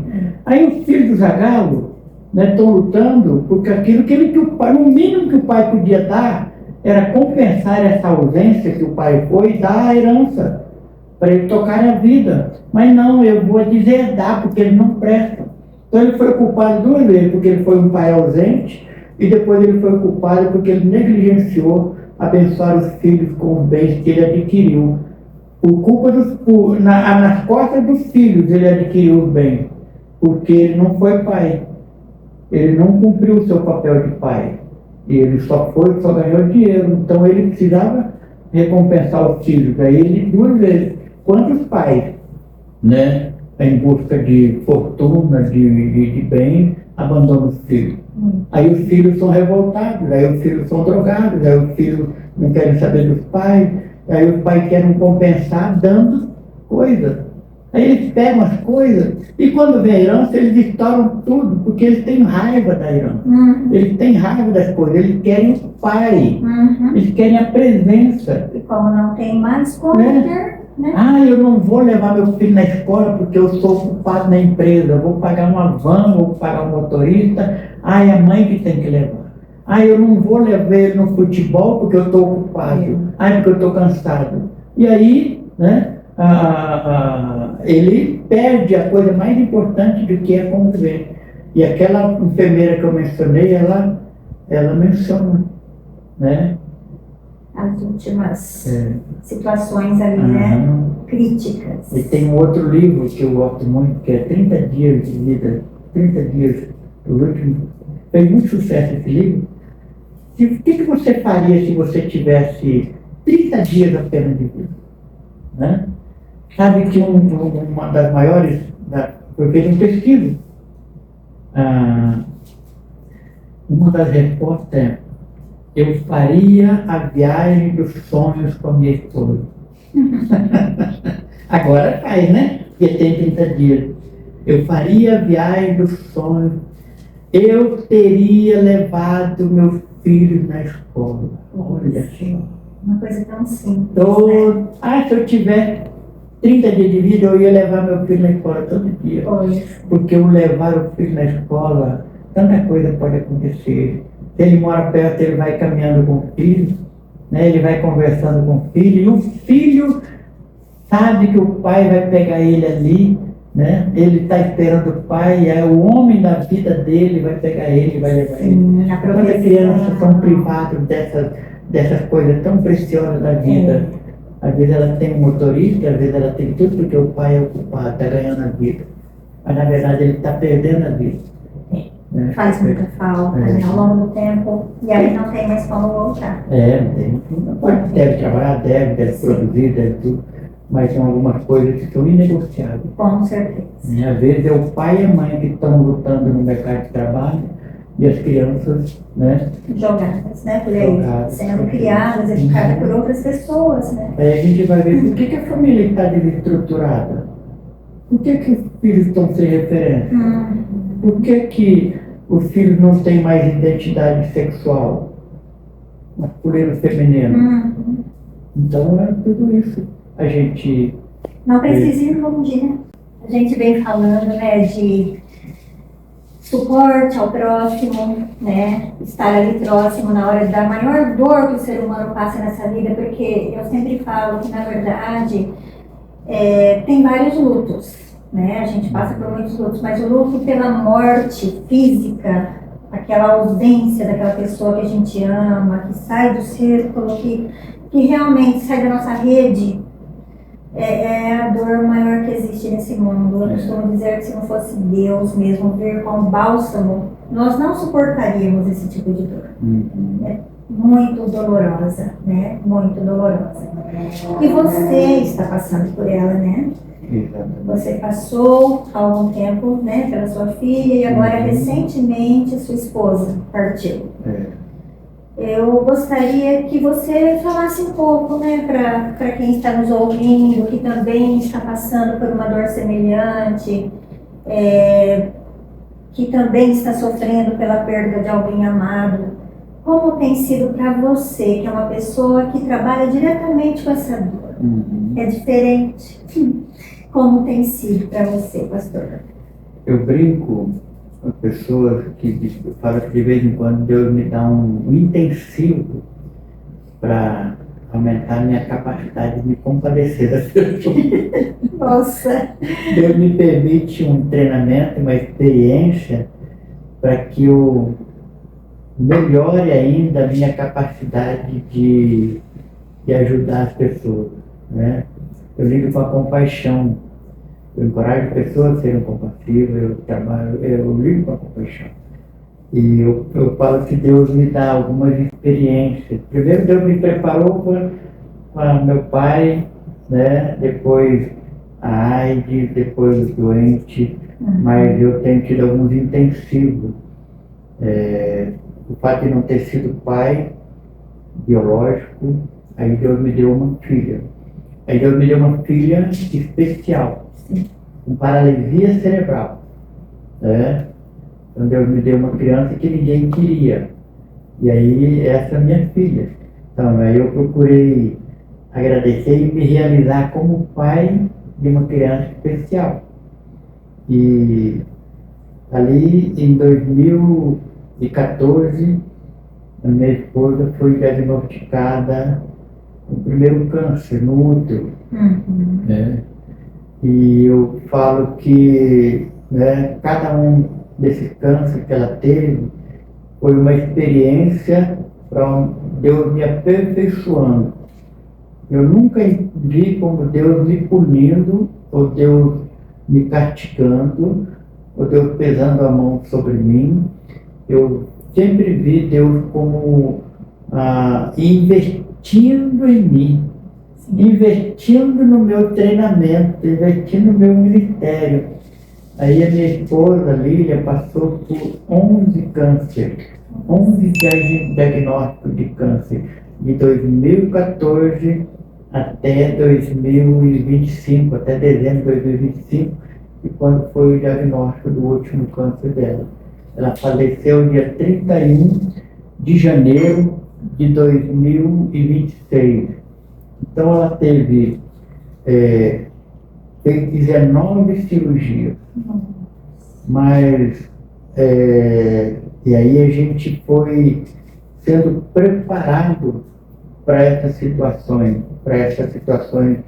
dolorosas, mas também preparado para ajudar outras pessoas. E sabiam que quando a minha esposa estava fazendo radioterapia, ela criou um ministério, ela criou um grupo de apoio para pacientes com câncer. chamado Café e Conversa. Saiu até na reportagem na RPC, naquela reportagem, aquela matéria, aquele quadro chamado Conversa na Calçada. Eu vi. Então, na época eu nem conhecia vocês. E ela ia para fazer radioterapia e ela via pessoas em situações iguais a dela. E nós criamos um encontro chamado Café e Conversa. A gente promovia cafés com pessoas que estavam passando pelo câncer ou já passaram e seus familiares, né?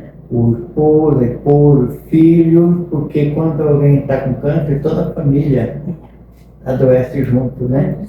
E nasceu esse ministério, essa possibilidade de ajudar outra pessoa, a minha dor sendo usada para abençoar outra.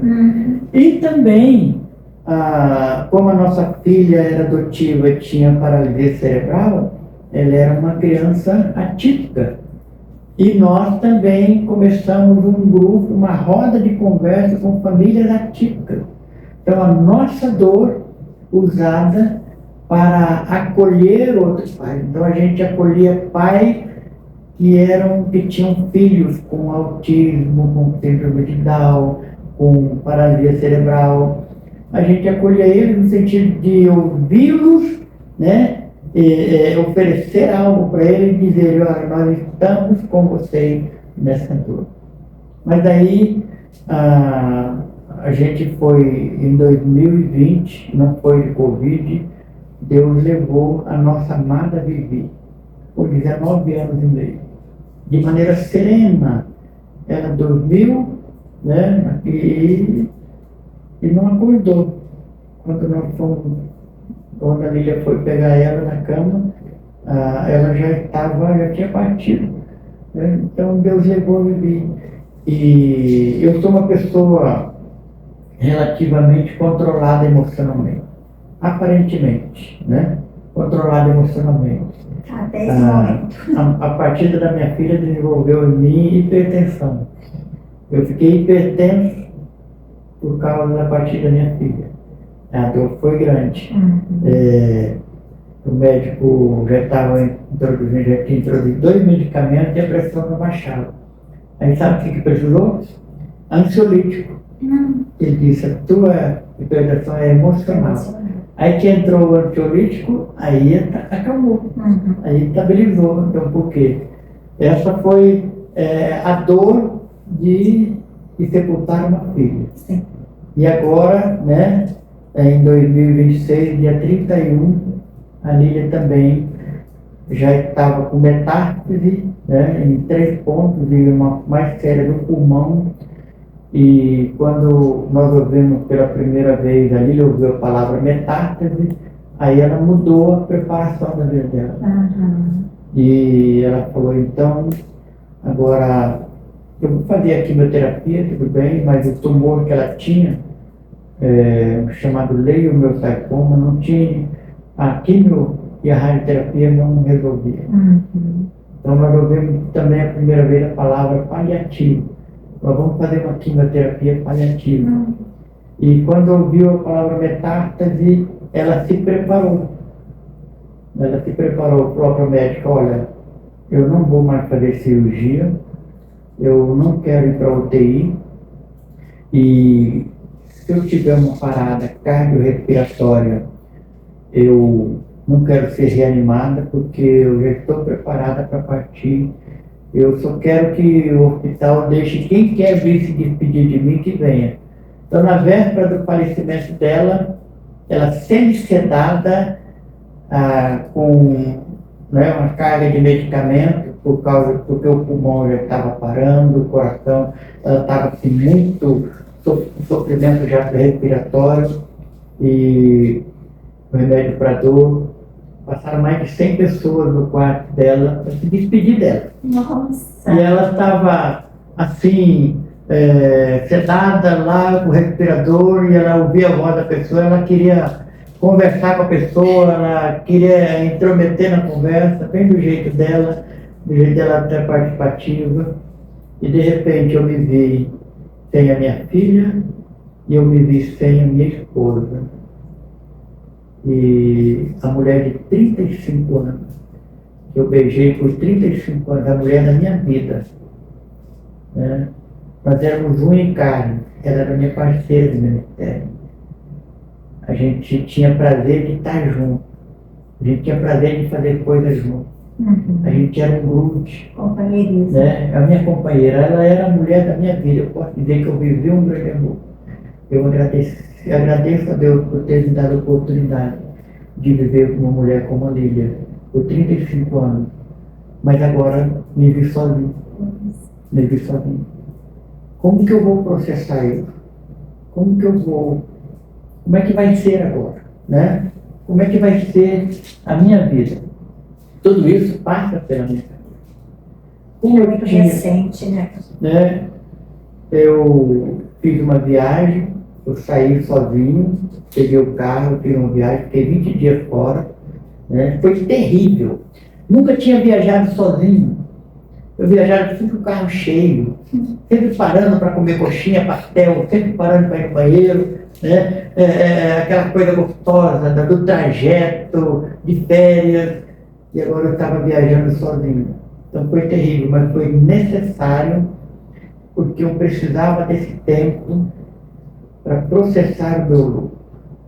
E uma coisa muito interessante, eu não tinha chorado. Eu não tinha chorado. Eu sempre muito controlado, sempre providenciando tudo, sempre fazendo as coisas, sempre sendo responsável, e eu não tinha parado para chorar. Eu tinha conversado com uma das minhas psicólogas, eu tenho um monte de psicólogas, eu sou privilegiado, né? Uma delas é a Silvia Saura Santos, minha psicóloga preferida, que era psicóloga da Lígia. Nós somos parceiros, né? O marido dela passou comigo e a gente é mais família. Falei, Silvia, eu não preciso chorar, eu não chorei ainda, né? E agora, o meu sogro passou mal, fui acudir ele, internei ele, e aí ele foi para a UTI. Quando eu estava indo para casa do hospital, eu tive uma crise de choro e chorei. Depois eu fui almoçar na casa de um casal muito amigo, muito íntimo. Aí eu almocei chorando, então eu fiquei me sentindo aliviado, que eu consegui chorar a morte da minha esposa. Eu estava chorando também por causa do pai dela, porque eu imaginaria ela, que era tão grudada no pai, vendo o pai nessa situação, numa UTI, sedado, amarrado, porque ele está com um problema, uma bactéria no cérebro e que está deixando ele louco, então ele tem que ficar sedado. E tudo isso é o meu luto, né? Mas sabe que me chamou muita atenção, que foi uma maneira de Deus, mais uma vez, me dar uma experiência.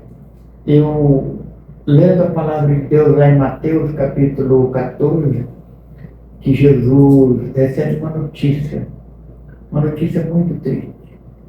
Ele recebe a notícia que João Batista foi decapitado. E os discípulos correm lá, sepultam João Batista e trazem a notícia para Jesus. E o que Jesus faz? Quando ele recebe a notícia que João Batista tinha falecido, ele pega e se retira. Ele entra no barco e entra no meio do lago. E ele procura ter um tempo a sós. Mas enquanto ele está um tempo a sós, a multidão, vendo que ele está lá no barco, começa a se aglomerar às margens do lago. Aí ele olha aquela multidão, e a Bíblia fala que ele se compadece. Aí ele vem com o barco, vai na praia, e ali ele cura os enfermos, ele acolhe as pessoas, ele fica com ela um tempo. Ele tinha uma dor, e João Batista era seu primo, e ele tinha uma intimidade muito grande. Jesus falava, quem batizou Jesus. Quando eles eram bebês, Maria vai visitar Isabel, e o João fica agitado no ventre de Isabel, porque o Messias está se aproximando dele, e há uma agitação dos dois bebês no ventre. E agora o João Batista batizou Jesus, que introduz ele no ministério. E agora João Batista, que Jesus falava que era o maior dos profetas. Dos nascidos de mulher, não teve profeta maior que João Batista. E agora Jesus recebe a notícia que ele foi cruelmente, terrivelmente decapitado. Então ele precisava de um tempo a sós. Mas, do mesmo tempo que ele precisava de um tempo a sós, ele vê a necessidade das pessoas. E ele desce do barco, cura a pessoa, a multidão se aglomera, fica tarde, todo mundo com fome. Os discípulos falam: Jesus, manda o povo embora, que já é tarde, não tem nem onde comprar comida para ele. O que Jesus fala? Dá-lhe voz de comer. Dá comida para o povo, alimenta o povo. E aí então, mas eu não tenho, mas o que tem? Tem uns 5 pães e 2 peixes. Traz ele. Jesus abençoa e multiplica o pão, todo mundo come. Mais de 5.000 pessoas foram alimentadas, daí eles recolheram lá 12 cestos cheios de pães que sobraram. Sabe o que Jesus faz? Ele despede, volta para um lugar deserto para ficar sós com Deus, né? Eu fico imaginando, a gente tem o direito de ficar a sós, eu tive o meu tempo a sós, mas sabe o que me cura? Servir, estar com as pessoas. Eu tenho uma igreja maravilhosa, tenho que dar uma rede de apoio. O povo não me larga, não me deixa quieto, né? Sim. E a filha da Silva liga para mim, manda mensagem: tio, você está tomando teus remédios? Né? Isso é tão bom, né? Então eu conquistei, eu fui atrás, eu formei a minha rede de apoio. Eu não fiquei no meu quarto fechado, deprimido, chorando, não. Eu fui atrás de gente. E aí eu então sempre tenho gente perto de mim, porque eu não me isolo, eu não me escondo, eu não fico.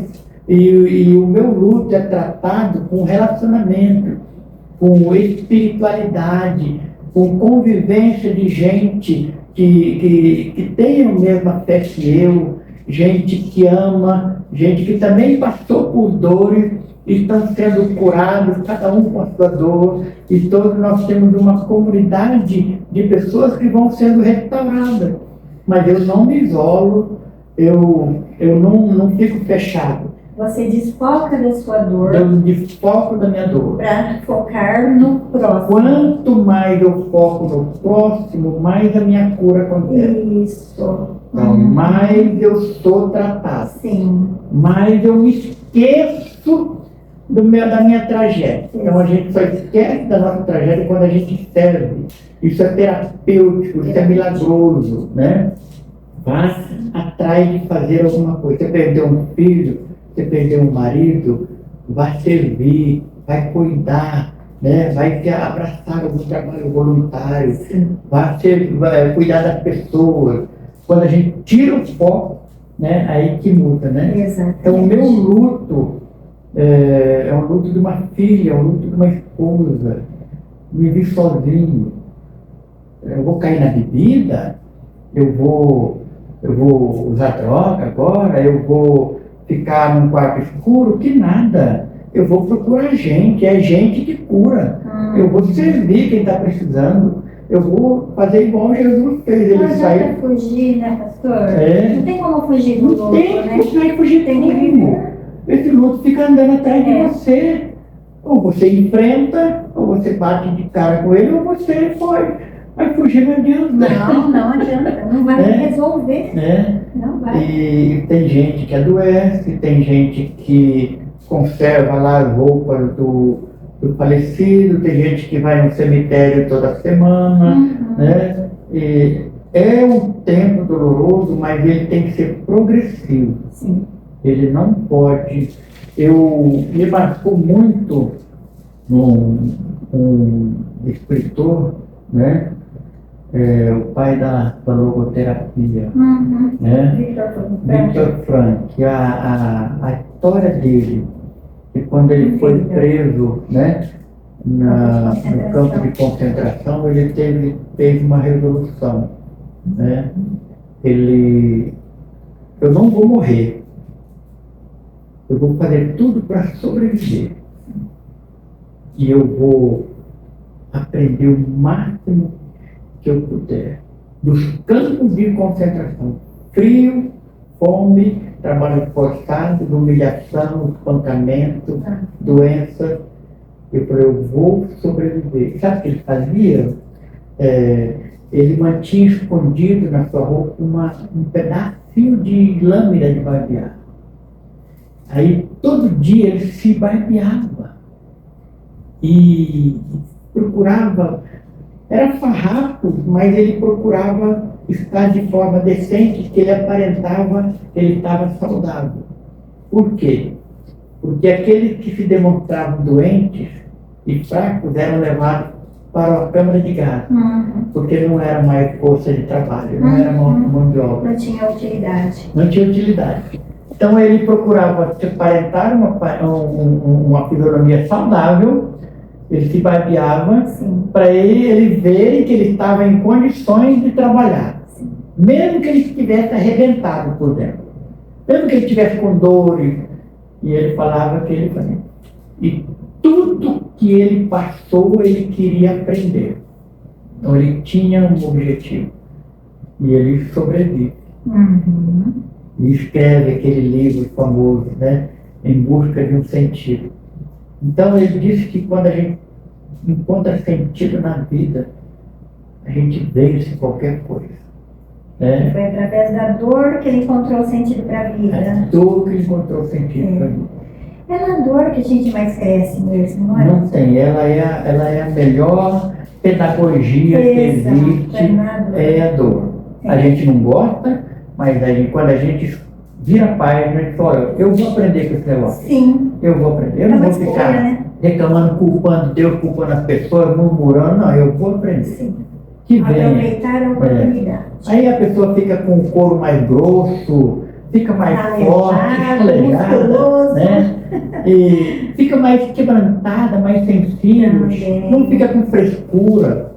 É fácil? Não é. Não é. Mas é o caminho que Deus nos deu. Porque tem gente precisando da gente. Tem gente que precisa, às vezes, ter uma esposa, às vezes ter um filho, às vezes tem um grupo que precisa de mim, tem um companheiro de trabalho.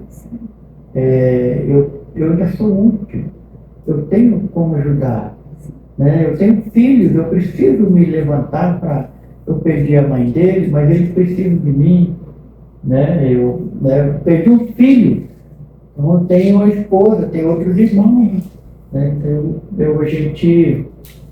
Essa é a maneira de eu tratar Deus está me dando essa experiência.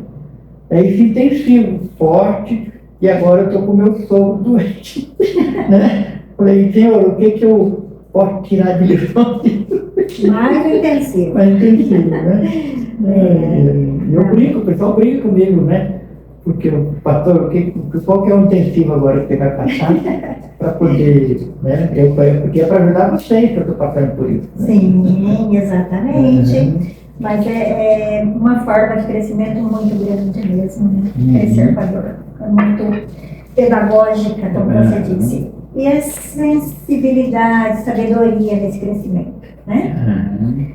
Mas é por aí mesmo, pastor. Mas, pastor, foi maravilhoso ter você aqui com a gente, né? Eu gostaria de ficar muito mais tempo. Que bom ter você aqui. Para mim foi maravilhoso. Que bom poder contar com a sua experiência de vida, né? Com a sua história e que veio agregar muito valor aqui pra gente. Eu tenho certeza que vai impactar muitas pessoas que estão ali do outro lado. Amém. Esse é o desejo de ajudar. Sim, né? Fortalecer, né? Através da fé, através do amor, da doação ao próximo, para que a gente consiga superar, né? Exatamente. E o propósito do canal Âncora da Alma, né, nosso canal, é esse mesmo, né, é ancorar vidas, trazer acolhimento, reflexão, superação, inspiração para as pessoas. Amém. E a sua história de vida, não tenho dúvida que agregou muito hoje aqui. Obrigado.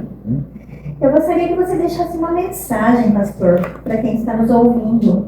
Uma mensagem final para que as pessoas realmente se inspirem em você. Meus queridos, Eu beijei a minha esposa todo dia, eu beijei a minha filha todo dia. E elas não estão mais aqui. Aproveitei o máximo quando elas estavam comigo. Eu queria encorajar você a ser uma pessoa beijoqueira. Beija a sua esposa, beija o seu marido, beija os seus filhos. Expresse para eles de um jeito ou do outro. Se você não é muito de falar, abraça. Se você não é muito de abraçar, faz alguma coisa para que eles percebam que eles são importantes para você. Porque quando você faz isso, você recebe muito de volta. Quando você beija, brinca com uma criança, com teu filho, você recebe muita coisa. Que mulher que não gosta de ser beijada? Que marido que não gosta de ser abraçado? E quando as pessoas estão perdendo muita oportunidade de viver grandes amores, de viver coisas preciosas. Então, a minha palavra para você é: agradeça a Deus por quem Ele colocou na sua vida e desfrute da presença dela. Eu desfrutei, não me arrependo nem um dia, não ficou nenhuma pendência. E agora eu não tenho mais eles. Então eu quero dizer para vocês: aproveite a pessoa que está do seu lado. Para de frescura, para de picuinha, resolva os conflitos, resolva os problemas, perdoa, conceda o perdão, peça perdão, e assim eu tenho certeza que vocês vão ter lindas experiências pelas quais eu passei na vida. Experiência no simples. Sim. Experiência no simples. Não estou falando de você pegar a sua esposa e levar para Cancún, não. Não precisa disso agora. Precisa agendar direitinho, né? Mas diga para eles, os seus queridos aí, aquelas suas queridas, a quem está perto de você, o quanto eles são importantes, né? Se faça importante para essas pessoas. Que Deus abençoe a sua vida. Obrigado por nos escutar. Que bom, pastor, que bom. Isso mesmo. Para a gente finalizar, nós temos uma lembrancinha para você. Uma lembrancinha, eu espero que você possa desfrutar também dessa lembrancinha. Espero que você goste, claro. Você tome muito cappuccino, tá? Café. Olha, e eu faço suporte, eu sou marceneiro, viu? Ah, é? Marceneiro, porque eu faço suporte para caneca. Ai. Então eu tenho que fazer mais um. Vai, para pôr ela lá no seu eu gosto de mexer com madeira, né? Então eu faço. Que bom. Olha que legal, né? Marco, tem a data, tudo certinho. Ah, que bom. Mas olha, pastor, muito obrigada mesmo, de coração. Que Deus abençoe grandemente sua vida, seu ministério, que continue cada vez mais forte, unido, né, com a sua turminha, que ela cresça, que venha agregar muitas vidas e trazer muita paz, amém, acolhimento para as pessoas que buscam, né, e que precisam do seu amparo. Amém. Deus abençoe grandemente. E muito obrigada pelo seu tempo. Eu sei que é corrido, eu sei que é, né, bastante compromisso, mas muito obrigada mesmo de coração. E você que está aí com a gente até agora, se você está aqui com a gente, com certeza você deve ter alguma dor aí ainda que não está cessada. E de repente hoje, ouvindo o que nós falamos aqui, você conseguiu conectar com ela. Então aproveite esse momento. Aproveite enquanto há oportunidade, porque enquanto há vida, enquanto há tempo, nós temos como ainda fazer alguma coisa, não é? Quando ela finda, já não tem mais jeito.